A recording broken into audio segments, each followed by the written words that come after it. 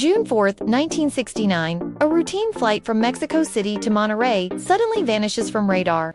Moments later, 79 lives are lost in the rugged mountains just outside the city. What happened to Mexicana Flight 704 remains one of the most haunting and largely forgotten mysteries in Latin American aviation history.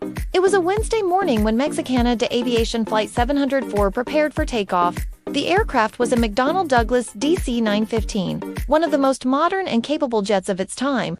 On board were 72 passengers and 7 crew members. The passenger list was a cross-section of Mexican society, prominent business leaders, families on vacation, and even the son of the famous painter, Carlos Merida. At 7:30 a.m., the jet lifted off from Mexico City's Benito Juarez International Airport, bound for Monterrey, about 440 miles to the north. The flight plan was straightforward: a cruise at altitude followed by a standard descent into Monterrey Airport. However, the airport is famously nestled among the imposing peaks of the Sierra Madre Mountains, a landscape that demands precision and respect from any pilot. For most of the journey, Flight 704 was completely uneventful. But as the aircraft approached Monterrey airspace, a chain of decisions and perhaps hidden technical issues was about to set it on a fatal course. At 8:46 a.m., the crew of Flight 704 reported their approach to Monterrey. Air traffic control cleared them for an instrument approach, a standard procedure for landing with limited visibility.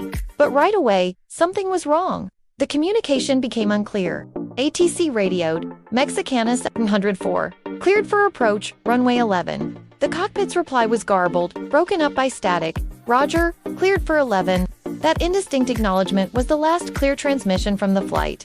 On the radar screen, controllers watched as the aircraft began its descent. But it wasn't following the expected path. Instead of lining up correctly for runway 11, Flight 704 veered several miles off course. Drifting dangerously close to the mountains, investigators later determined the plane was flying at about 5,500 feet. This was far, far below the minimum safe altitude required to clear the towering terrain of the Sierra Madre that stood between them and the airport. The pilots were essentially flying blind into a wall of rock.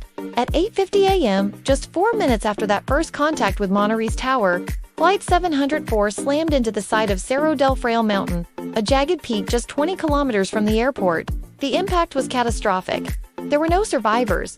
Witnesses in the small villages dotting the valley below reported hearing the deafening roar of jet engines cutting through the morning calm, followed by an abrupt, chilling silence. A moment later, a massive explosion echoed through the mountains, a sound that confirmed the worst fears of everyone on the ground. In the days that followed, search and rescue teams faced a grueling trek to reach the crash site high up on the mountain. What they found was a scene of complete and utter devastation. The wreckage was scattered across the rocky slope, a testament to the sheer force of the impact. But amidst the destruction, a puzzling mystery began to emerge. The DC-9 was relatively new and had no history of serious mechanical defects. The weather in the region was cloudy and overcast, but it wasn't severe enough to bring down a modern jetliner on its own. So the big question for investigators was, why had Flight 704 descended so dangerously low and so far off its correct approach path? The investigation focused on several key possibilities. The first was simple navigational error. It's possible the pilots misinterpreted the complex approach charts for Monterrey. The mountainous terrain demanded strict adherence to altitudes, but the radar data clearly showed the crew descending far too early. Another theory was instrument malfunction. Some evidence suggested the aircraft's navigational radio equipment might have been tuned to the wrong frequency. If the pilots were following a faulty signal, it would have led them directly into the mountainside, all while believing they were on the correct course. And finally, there was the unavoidable factor of human error. Fatigue, a momentary distraction in the cockpit, or simple miscommunication with air traffic control could have played a critical role. The garbled, incomplete radio transcript hinted at confusion during those crucial final minutes. The official report ultimately concluded the aircraft struck terrain while under controlled flight. Evidence suggests a deviation from the prescribed approach path, though the precise cause remains uncertain. As news of the crash spread, rumors and speculation began to swirl.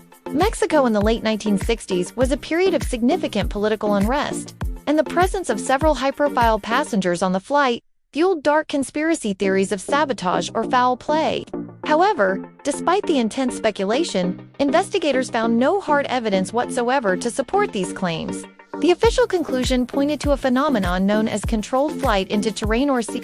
This is a particularly tragic type of accident where a perfectly functioning aircraft is unintentionally flown into the ground, a mountain, or an obstacle, usually because the pilots are unaware of their position or altitude. At the time, CFIT was one of the deadliest and most persistent killers in aviation. In 1969, critical safety tools that we take for granted today, like modern ground proximity warning systems, simply did not exist. Pilots relied almost entirely on their paper charts, radio beacons, and whatever visual cues they could get through the clouds, especially in challenging terrain, like the mountains around Monterrey. 79 lives ended on that mountainside that morning. For the families left behind, the loss was sudden, senseless, and devastating. The victims were community leaders, professionals, parents, and children each, with a story that was tragically cut short, across Monterrey and all of Mexico. The crash of Flight 704 became a scar on the national consciousness, a collective trauma that lingered for years.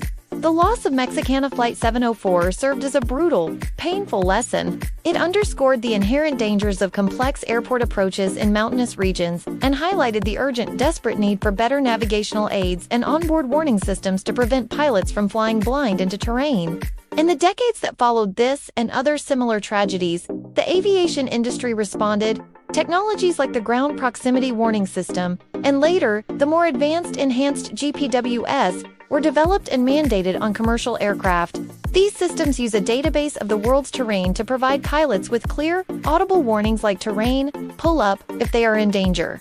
These systems have saved countless lives and have made CFIT accidents exceptionally rare today.